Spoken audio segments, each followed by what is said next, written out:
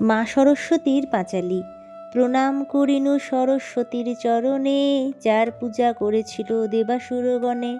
যার কৃপা বলে মূর্খ হয় জ্ঞানবান, যার জন্ম বিবরণ সুনমতিমান।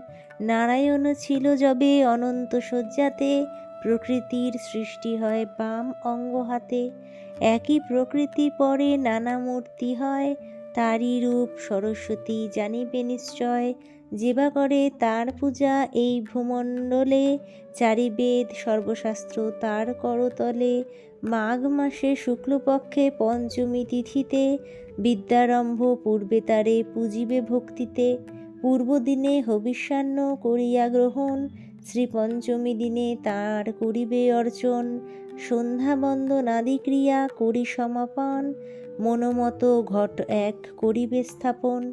গণেশাদি পঞ্চদেবে পূজিতার পরে, করিবে দেবীর পূজা অতি ভক্তি ভরে। নৈবেদ্যাদি দিবে যাহা সুনমতিমান, ক্ষীর ছানা মিষ্টান্নাদি করিবে প্রদান। শ্বেতপদ্ম কিংবা তারে শ্বেতপুষ্প দিবে, নববস্ত্র দিয়া তারে যতনে পূজিবে। শঙ্খ আভরণ আদি সুগন্ধি চন্দন, শ্বেতপুষ্প মাল্য তারে করিবে অর্পণ। নানাবিধ ফলমূল সাজায়ে যতনে, করিবে দেবীর ধ্যান ভক্তিযুক্ত মনে।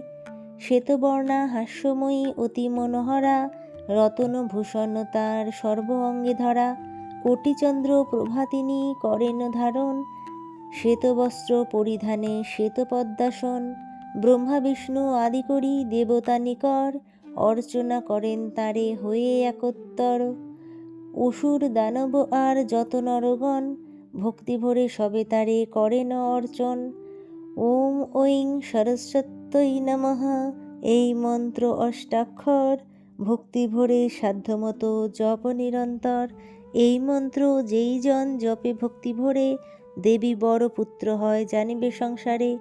পূর্বাকালে এই মন্ত্র ভাগীরথী তীরে, নারায়ণ দিয়াছিল বাল্মীকি ঋষিরে। পুষ্করে শুক্রকে দেন ভৃগু মহামতি, মরীচির কাছে পান গুরু বৃহস্পতি। ভৃগুরে এ মন্ত্র দেন দেবপদ্মাসন, জরৎকারু আস্তিকেরে করেন অর্পণ। কলিযুগে কালিদাস মহামূর্খ ছিল, দেবীর কৃপায় মহাকবি যে হইল। বাক্যের দেবতা যিনি বাগ্দেবী নাম, যাহার কৃপায় কথা বলি অবিরাম।